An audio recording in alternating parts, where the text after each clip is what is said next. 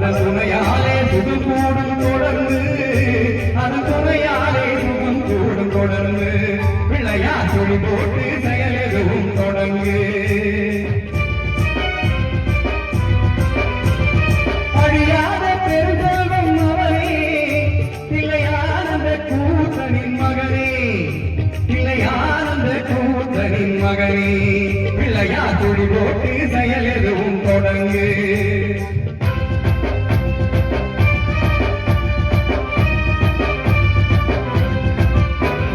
வழியின்றி வேலனவன் திகைத்தான் குலவள்ளி அவள் கைபிடிக்க துடித்தான் வழியின்றி வேலனவன் திகைத்தான் குலவள்ளி அவள் கைபிடிக்க